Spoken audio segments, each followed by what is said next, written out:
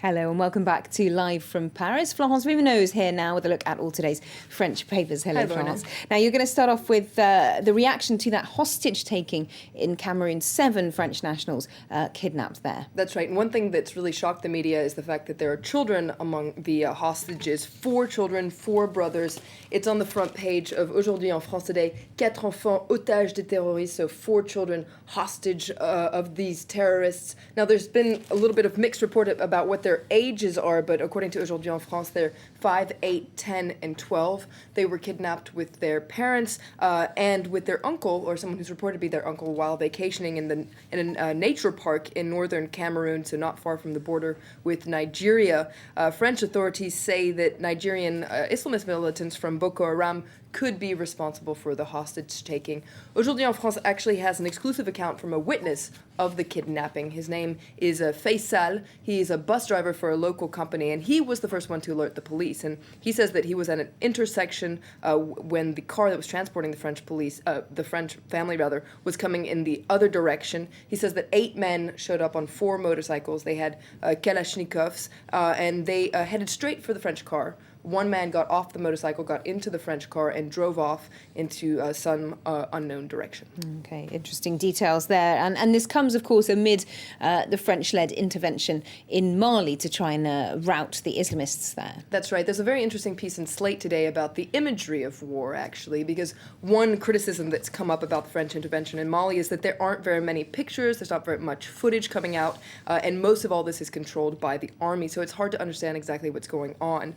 Slate has actually turned to satellite images and the rare press photos that have come out to better understand just what's going on, what the terrain is like, what the challenges are for French soldiers and African soldiers. Here, for instance, you see a map of Mali where you can really see the geography, and you can see how the country is divided into 2. Very green south, where 90% of the population lives, and a very desert north, where most of the Islamist rebels are reported to be hiding out. Some of them, according to Slate, are also hiding out in cities and hunkering down for guerrilla warfare. Here you see, for instance, a satellite image of Gao, and you can see the architecture and the geography of the city. But a lot of the fighting is taking place in an area in the north called the Andar des Ifogas, and you can see a satellite image right here. And what you can see is that, well, you actually can't really see that much. And so that's one thing that Slate points out, is that using these satellite images, it's hard to see just what the terrain is like, because this area actually has a lot of caves,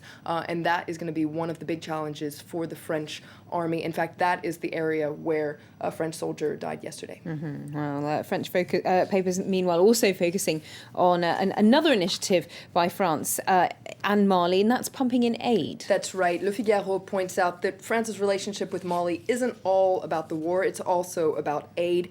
Now, aid from France was cut off after the coup d'etat last March, but the government says that it's rekindling its cooperation with Mali. The French development minister, Pascal Canfin, has said that he is going to unfreeze, or defrost, I guess, 141 million euros worth of aid.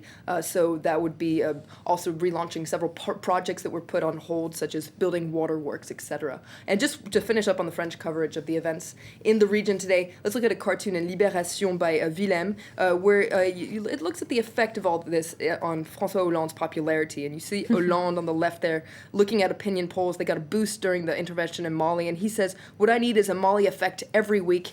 Generals, meanwhile, are looking at a map of Africa, saying that can be arranged. Interesting. Nice one. Well, speaking of François Hollande, his head is being squeezed a little bit on the cover of Libération, the left-wing paper. That's right. Squeezed, just like government spending, according to Libération. It's kind of an interesting cover for them, a funny photo of Hollande. It says, La gauche à la rigueur, so the left turns to austerity. Austerity used to be a bad word for the socialists, but according to Libération, well, that's what ministers are going to be talking about today. Budget cuts, nothing is taboo anymore, according to Libération.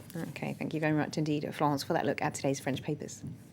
The international weather's coming up next, then Stuart Norval will be here with more news headlines for you, so do stay tuned to France 24.